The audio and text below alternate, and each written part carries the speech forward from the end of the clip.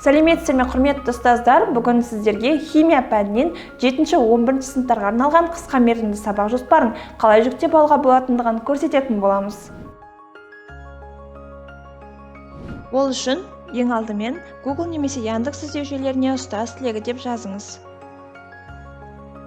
Ең бірінші болып шығып тұрған ұстаз тілегі республикалық ұстаздар сайтына өтесіз де КМЖ бөлімін таңдайсыз.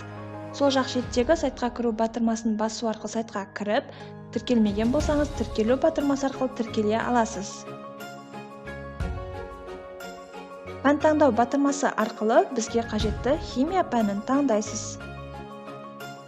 Химия пәнінен 7-11 сыныптарға арналған қысқа мерзімді сабақ жоспарлары батырмасына басасыз да, өзіңізге қажетті сынып бойынша КМЖ-ны және презентацияны таңдайсыз. Құрметті ұстаз, жүктеу батырмасы басылғаннан кейін сіздің балансыңыз бірден алынады. Егер балансыңыз жеткіліксіз болса, Kaspi.kz қосымшасының іздеу жүйесіне ұстаз тілегі деп тересіз де, өзіңіздің ID номеріңізді көрсету арқылы қажетті балансты толықтырасыз.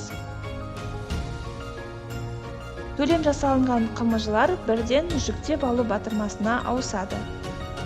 Сіздің жүктелінген КМЖ-ңыз загрузки бөлімінде сақталады.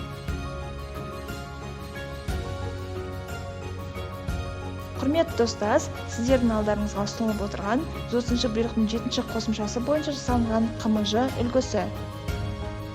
Бұл КМЖ-лар кез келген баспаға сәйкес келеді, себебі сабақтың тақырыбы мен оқу мақсаты оқу бағдарламасынан алынған, ал оқу бағдарламасы бәріне ортақ болып табылады. Сіздерге бәрі түсінікті болды деп ойлаймыз.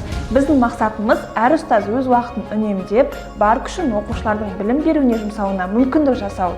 Дайын КМЖ-ларды алып, қағазбастылықтан құтылыңыз. Әріптестеріңізге де айтуды ұмытпаңыз. Іске сәт!